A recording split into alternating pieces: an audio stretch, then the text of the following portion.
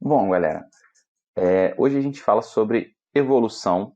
A gente falou até a semana passada sobre genética no nosso conteúdo.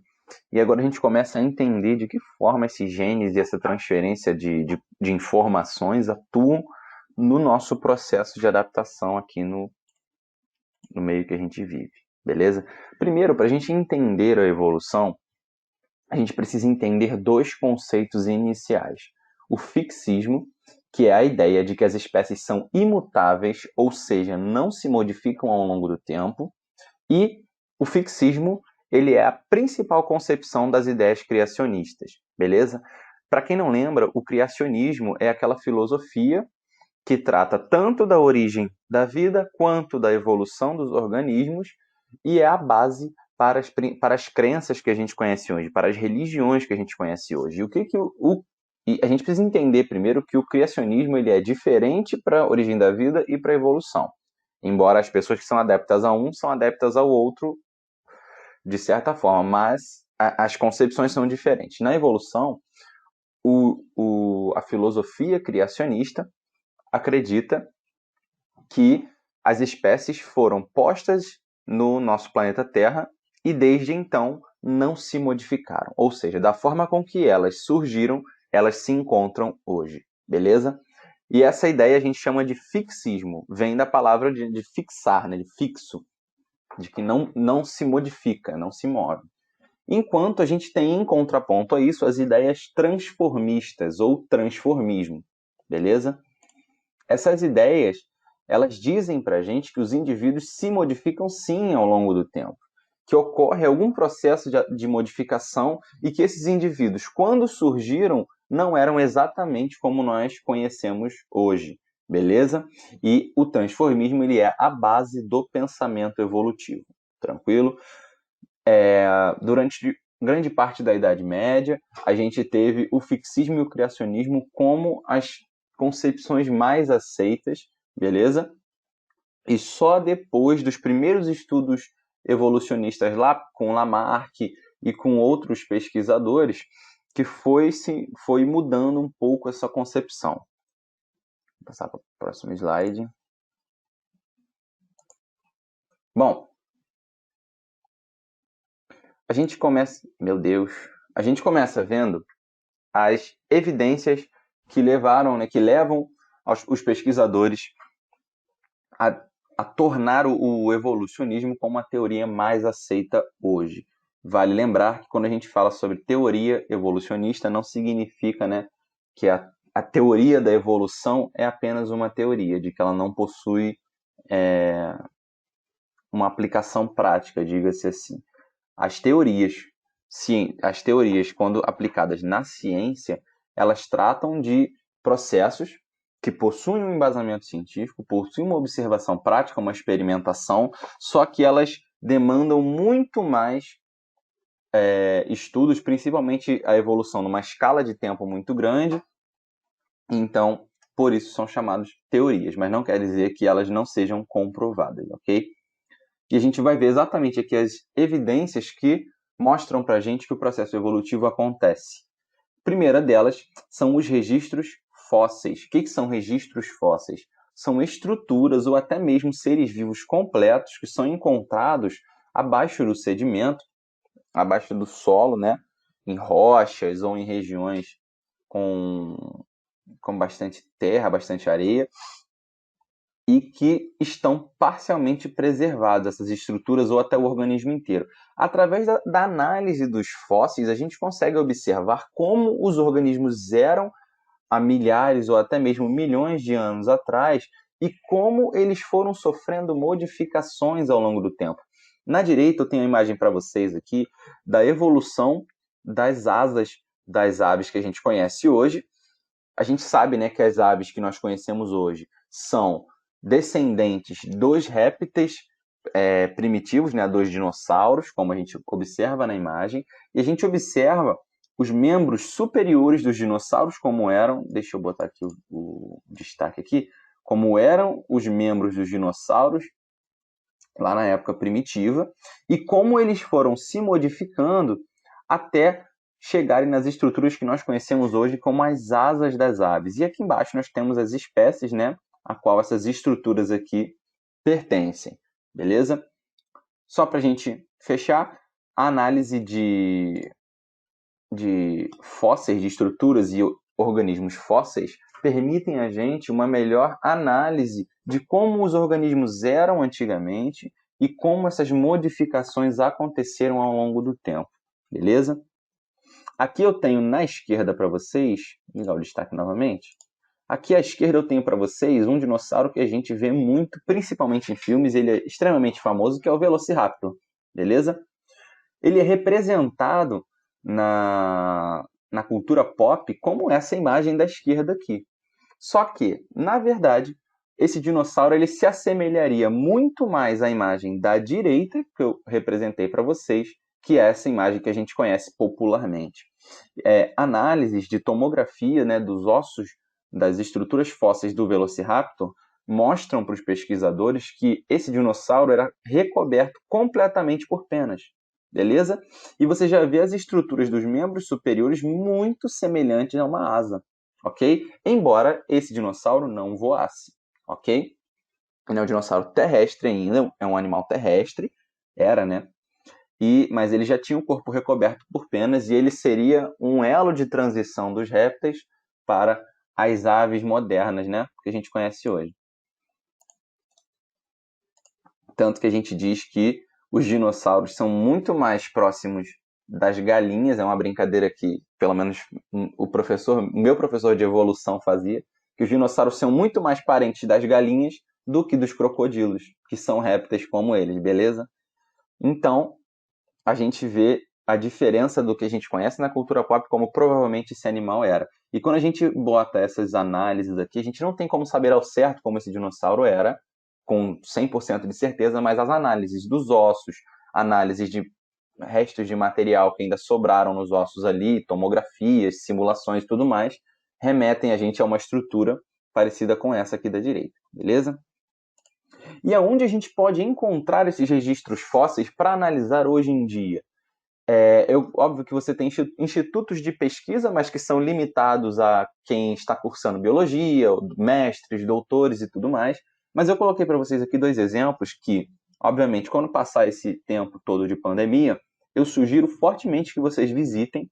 Inclusive, não sei agora, mas esses 2 museus que eu coloquei para vocês aqui, têm exposições gratuitas, ficam aqui no Rio de Janeiro, vocês só precisam sair de um pouquinho de tempo porque eles ficam um pouco longe. O primeiro deles é o Museu da Geodiversidade da UFRJ, que fica na Ilha do Governador, lá na Ilha do Fundão, né? E ele tem uma coleção de fósseis de dinossauros brasileiros extremamente interessante. Coloquei uma imagem para vocês, e óbvio que a coleção é maior do que isso. Vale muito a pena vocês irem no Museu da Geodiversidade. E temos aqui na direita o nosso Museu Nacional, beleza? Que fica na Quinta da Boa Vista, em São Cristóvão. O Museu Nacional, eu não sei como que está a coleção de dinossauros hoje, mas o museu tinha uma coleção de paleontologia muito boa. Se eu não me engano, era a maior do Brasil ou até a maior da América Latina, beleza? Após o incêndio do Museu Nacional, eu não sei como que essa coleção está agora, não sei se eles conseguiram recuperar o material ou não, mas se ainda houver a possibilidade, né, dê uma pesquisadinha aí, se ainda houver essa possibilidade, eu acho super interessante que vocês visitem esses 2 museus, beleza? Bom, seguindo aqui, temos mais uma adição aí às evidências evolutivas que mostram para a gente o processo de evolução, que é a anatomia comparada. Essa é uma área da anatomia que vai literalmente comparar as estruturas dos homens, beleza, com as de outros animais, ou às vezes apenas entre outros animais, não necessariamente utilizando o homem, né? Mas a gente vai comparar as estruturas justamente para que a gente possa observar semelhanças e diferenças entre os organismos. Dessa forma, a gente estabelece relações de parentesco ou ancestralidade com outras espécies, ok? Bom, a gente tem 2 conceitos aqui da anatomia comparada que são extremamente importantes para vocês. São os conceitos de homologia, ou órgãos homólogos, e analogia, ou órgãos análogos. Na imagem de cima, nós temos um exemplo de homologia. As estruturas que vocês estão observando aqui são os ossos dos membros superiores do homem, do cão, do pássaro e de uma baleia. Se vocês repararem, a organização das estruturas ósseas aqui é extremamente similar. Percebem? Agora, a gente diz que um órgão homólogo ao outro, ou uma situação de homologia, ocorre quando você tem a mesma origem embrionária para aquela estrutura, mas não necessariamente a mesma função. Vamos dar um exemplo aqui. O braço dos seres humanos e a asa dos pássaros possuem a mesma origem embrionária. Lá no período embrionário, elas surgem do mesmo folheto embrionário, das mesmas células germinativas lá, beleza? Mas, quando o animal atinge a fase adulta, essas estruturas, o braço e as asas, possuem a mesma função? Não. Para nós, nossos braços têm a função do equilíbrio, a função que a gente possa, né, articular e utilizar como para pegar as coisas, para fazer gestos e tudo mais. Nas aves, essas estruturas não possuem essas funções. A estrutura da asa dos pássaros tem a função do voo, beleza? Então, assim como a da baleia, que possui também as mesmas estruturas ósseas, vai possuir a função do nado. Então, você tem a mesma origem embrionária para essas estruturas, mas não necessariamente a mesma função, ok? E temos as situações de analogia, que são o inverso. Nas situações de analogia, você tem origens embrionárias diferentes, beleza? Mas com funções semelhantes, como, por exemplo, a asa dos insetos e a asa das aves. Elas possuem estruturas diferentes, elas são formadas por estruturas diferentes, por exemplo, a asa dos insetos não possui ossos e nem muito menos penas, ok? Então, elas são formadas por nervuras, lá por tecidos nervosos, e por quitina, que é um carboidrato. E as asas das aves possuem penas, ossos, vasos sanguíneos, entre outras estruturas. São bem diferentes, ok? Se organizam de forma muito diferente. Mas a função das duas é fazer com que o animal possa alçar voo, correto? Então, você tem origens embrionárias diferentes, mas funções semelhantes. Aqui, eu queria adicionar o seguinte: as situações de homologia são fruto, geralmente, de uma irradiação adaptativa. O que significa isso? Vou pegar meu lápis aqui. A irradiação adaptativa acontece quando você tem um mesmo ancestral adquirindo características ou adaptações diferentes, né? E dessa forma originando espécies diferentes, mas que possuem, né, um descendente em comum. Esse processo aqui que eu estou circulando agora é chamado de irradiação adaptativa. E ela vai originar casos de homologia. Já que você tinha um mesmo ancestral, beleza? Já que as estruturas aqui são muito semelhantes, elas sugerem que todos esses animais aqui tinham um mesmo ancestral em comum que sofreu adaptações diferentes devido lá às pressões evolutivas diferentes dos ambientes em que eles viviam, ok? Agora, os casos de analogia, eles vão ser frutos de um processo de convergência adaptativa. O que é a convergência adaptativa? Você tem animais, ok? Ou isso também pode servir para vegetais, mas para animais o exemplo fica mais fácil, onde esses animais possuem ancestrais diferentes, beleza? Deixa eu escrever aqui. Esses animais possuem ancestrais diferentes, mas em algum momento sofreram pressões evolutivas semelhantes, o que levou esses animais a adquirir características de adaptações parecidas, ok? Enquanto a irradiação, você tem um mesmo ancestral sendo exposto a pressões evolutivas diferentes e adquirindo adaptações diferentes, na analogia aqui, nos casos de convergência, você tem ancestrais diferentes sofrendo talvez uma mesma pressão evolutiva e convergindo, né, em adaptações semelhantes. Então a gente diz que, por exemplo, os ancestrais das aves e os ancestrais dos insetos que voam, que possuem asas, sofreram muito provavelmente uma mesma pressão evolutiva, que vai resultar na adaptação das asas, ok? Para o voo. E aí você tem essas características semelhantes, mas com ancestralidades muito distantes e diferentes. Tranquilo? Bom, apaguei meus desenhos, vamos seguir para o próximo slide. Agora a gente tem uma outra área da biologia que é extremamente importante para o processo evolutivo, que é a embriologia. E quando a gente compara a embriologia dos organismos, ou seja, o desenvolvimento do embrião dessas espécies, a gente consegue perceber as semelhanças aqui e até, de repente, né, a origem de um ancestral aqui, uma ancestralidade mais específica nesses casos. Se vocês repararem aqui, aqui a gente dividiu, né, em 3 estágios embrionários, para simplificar, mas os embriões iniciais aqui dos peixes, das salamandras, tartarugas, galinhas, coelhos e do homem são extremamente semelhantes, principalmente pela presença de 2 estruturas aqui. A cauda, beleza? Todos eles possuem uma estrutura semelhante a uma cauda e aqui, ó, logo abaixo da cabeça você tem estruturas semelhantes às fendas branquiais, beleza? Essas estruturas, chamadas, né, que a gente se assemelha às fendas branquiais, sugeririam que estes animais todos vieram de um ancestral que veio do ambiente aquático, beleza? Então, a presença dessas fendas, ela sugere que o ancestral que esses animais todos têm em comum, ele veio do ambiente aquático, beleza? E a gente compara esses embriões, você vê que até o desenvolvimento aqui no segundo estágio da salamandra e do peixe são extremamente semelhantes. Do coelho e do homem também, da tartaruga e da galinha também, tranquilo?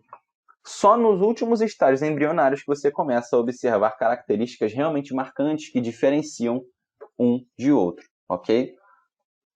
Bom, seguindo aqui, pessoal, nós temos também os órgãos vestigiais, e esses aqui são extremamente interessantes. Por quê? O que são órgãos vestigiais, primeiro? São órgãos que estão reduzidos naquela espécie, regrediram, né, estão atrofiados, e que não possuem mais função relevante naquela espécie. Mas se você for analisar as espécies próximas àquelas, você pode observar esse mesmo órgão, essa mesma estrutura com uma função extremamente relevante. Beleza? O que sugere, novamente, que estes animais vieram de um mesmo ancestral que sofreu pressões evolutivas diferentes e fez com que um animal utilizasse mais uma característica ou menos uma característica. Beleza? Bom,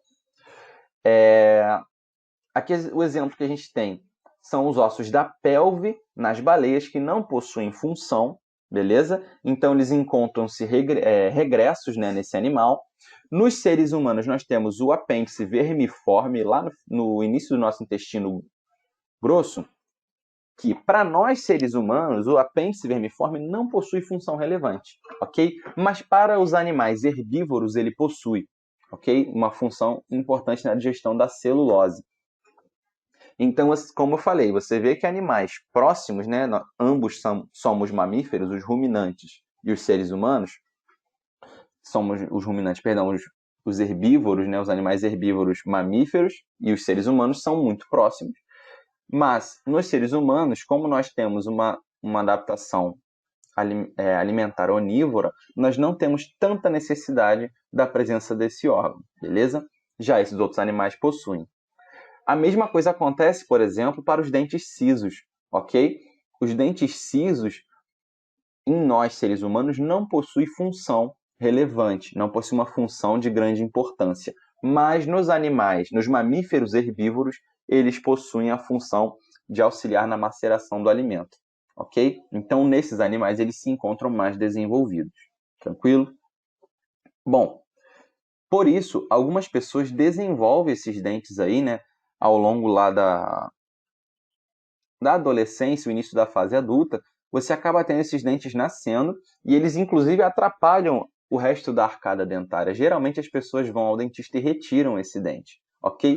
Porém, algumas pessoas acabam nem apresentando o nascimento dos dentes cisos durante toda a vida, beleza? Deixa eu ver se tem... E, além disso, a gente tem também na região do cóccix, os ossos do cóccix, as vértebras que não possuem relevância para a gente, mas que em outras espécies são as regiões que dão origem à cauda dos animais. Por exemplo, em alguns primatas, beleza? A cauda em alguns primatas auxilia na locomoção, no equilíbrio e tudo mais. Mas em nós ela não possui função, por isso acabou regredindo. Nós temos só o ossinho lá do cóccix sem função importante. Para a gente finalizar aqui as evidências evolutivas, temos a biologia molecular, que é uma área da biologia recente, né? O avanço das tecnologias permitiu que a gente pudesse passar a estudar as moléculas que estão presentes dentro das nossas células e a análise dessas moléculas, por exemplo, DNA, RNA e alguns aminoácidos, permite que a gente consiga estabelecer essas relações de parentesco de forma mais específica. A gente sabe que os genes são porções do DNA que carregam informações e eles são transmitidos para as próximas gerações. Se a gente for comparar os genes entre as espécies, você consegue estabelecer uma relação de proximidade melhor entre elas do que a análise visual, ok? Por exemplo, essa foto aqui da direita, ela é uma análise do número de aminoácidos diferentes presentes nas hemácias entre alguns homens e alguns animais. Então, quantos aminoácidos nós temos de diferença para os macacos, segundo essa pesquisa? Apenas 8 aminoácidos de diferença, beleza? Em relação aos cães, nós temos 32 aminoácidos de diferença, entre as aves 45, beleza? Agora, a gente consegue estabelecer uma relação muito mais, de parentesco muito mais próxima dos primatas, como, por exemplo, aqui, sei lá, das rãs, ok? Por isso, a biologia molecular é tão importante assim. Inclusive, hoje existe uma adaptação entre a taxonomia e a biologia molecular para a classificação dos seres vivos, porque muitas espécies possuíam anatomia muito semelhante, né? Eram classificadas pela morfologia do corpo em grupos próximos e, com o advento da biologia molecular, descobriu-se que elas não têm quase nada de próximo. E aí você tem que adaptar a classificação, beleza? Mesclar a biologia molecular e a taxonomia para que a classificação dos indivíduos seja mais aprimorada, seja mais específica. Bom, e aqui eu queria só fazer um adendo para vocês de que o processo evolutivo, como ao contrário do que muitas pessoas pensam, não ocorre de forma instantânea ou repentina. A gente não está falando de um Pokémon que de uma hora para outra evoluiu, ou ganhou uma nadadeira, ganhou penas, ganhou uma asa. Não é assim que acontece. O processo evolutivo demanda milhões de anos para acontecer. E ele acontece, você não tem um animal que demora milhões de anos para desenvolver uma asa e começar a voar. Não é assim que funciona. Você tem diversos elos intermediários ali, são milhares de populações que foram sendo modificadas, foram sofrendo modificações ao longo do tempo. Coloquei para vocês aqui o desenvolvimento, né, um processo simplificado da evolução dos cetáceos, que são as baleias e os golfinhos. Você tinha os indivíduos terrestres, né, que eram quadrúpedes. Esses indivíduos foram retornando parcialmente ao ambiente marinho, ok? E você começa a ver a regressão das pernas ao longo das patas ao longo das espécies e a modificação dos membros anteriores em nadadeiras. Beleza? Então você tem diversas populações que foram retornando ao ambiente aquático e foram começando a regredir as pernas traseiras, a modificar as patas anteriores, né, em nadadeiras. Isso tudo foi sendo vantajoso para a adaptação da volta desses animais ao ambiente aquático, até que a gente chega nos cetáceos como nós conhecemos hoje, beleza? Os odontocetos, que são os golfinhos aqui, e as baleias aqui embaixo, beleza? Isso tudo para exemplificar como o processo evolutivo é complexo e como ele demanda tempo para acontecer.